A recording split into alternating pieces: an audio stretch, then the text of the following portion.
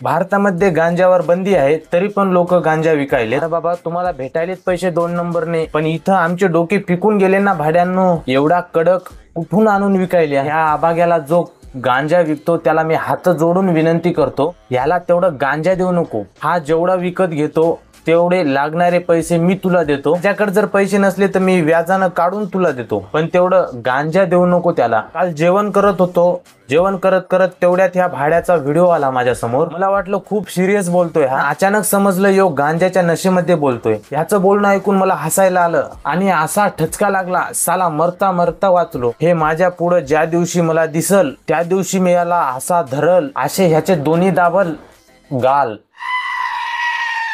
आणि विचारल तुला गांजा कोण देतय। यानं मला जसं त्याचं नाव सांगल त्याचं ढोंगण लाल केल्याशिवाय मी गप्प बसणार नाही। तर मित्रांनो टाइम न वेस्ट करता ह्याला एकदा रिंगणामध्ये घेऊ। तर मित्रांनो मी तुमचा सर्वांचा लाडका बंट्या, अख्ख्या महाराष्ट्राला वेळ लावणारा आमचा लाडका। अरे काय येडा झाला काय? अरे तुला बघलं तर आम्हाला हागणं येत नाही आणि तू महाराष्ट्राला वेड नाही लावलं। अरे तू अख्ख्या महाराष्ट्राला वेड केलं रे। सांगायचं तात्पर्य एवढंच आहे, एवढ्या 10-15 दिवसामध्ये माझ्या स्वतःचे जे पहिले पर्सनल व्हिडिओ सोडले होते तसेच व्हिडिओ 10-15 दिवसानंतर येणार। सांगायचं 10-15 दिवसानंतर नको तर तू व्हिडिओच नको टाकू, आमचं ऐकायचं नाही आणि तुला व्हिडिओ टाकायचा आहेच तर एक काम कर, नेट बंद करून अपलोड करत जा व्हिडिओ। आणि एक काम केला भावा तू माझं ऐकून, तर मी तुझे मटामट मुके घेईल रे भाऊ। तू मला डीएम कर, मी तुला सांगतो इंस्टाग्राम डिलीट कसं करायचं। तात्पर्य एवढंच आहे, आपला आख्या बनसोडे माझ्या काळजाचा तुकडा आणि तुमच्या मनावरती राज्य करणारा भाऊ आपला आजारी असल्यामुळं मला हे व्हिडिओ बनवायला जमत नाही, तर देवाच्या चरणी एकच मागवतो, आख्या बनसोडे बरा व्हावा, खरंच बरा व्हावा। आज ज्या परिस्थितीमध्ये मी बघितलं होतं ना त्याला नाही सांगू शकत।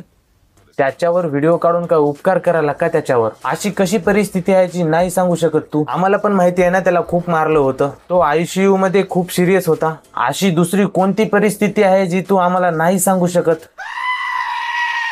हॉटेल भाग्यश्रीवाल्यांनी हॉटेल 3 ते 4 दिवस बंद ठेवले। आनंदाची गोष्ट हीच वाटते की भाग्यश्रीवाल्याला माहिती आमचे आजोबा आजी नातेवाईक या बाहेरचे नातेवाईक, आमचे आजी आजोबा हे ठीक आहे, नातेवाईक हे पण ठीक आहे, पण आता बाहेरचे नातेवाईक हे काय आहे? काय बोलायला हे तुझं तुला तर कळालंय काय रे? खरंच तुला लहान लेकरांना कळतंय कुठं काय बोलाव, आणि तू इतका टंगाडा झाला आणि तुला बोलायचं कळत नाही।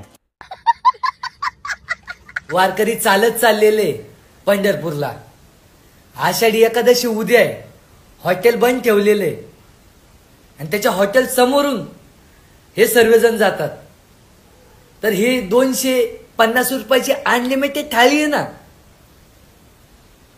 ही वारकऱ्यांसाठी 3 ते 4 दिवस ते हॉटेलच बंद ठेवले।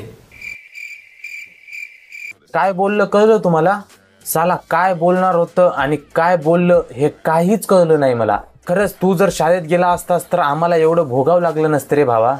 पढ़ाई लिखाई में ध्यान लगाओ, IAS बनो और देश को संभालो, लेकिन नहीं तुम्हारी गांड में। तुम्हाला सांगतो असे दलिंदर इंस्टावर भेटले की ह्यांना ब्लॉक करा डायरेक्ट। तर मित्रांनो आजच्यासाठी एवढंच, कारण ह्याच्याबद्दल जर आपण अजून बोललो तर आपण येड्या होत चाल। तर बाय।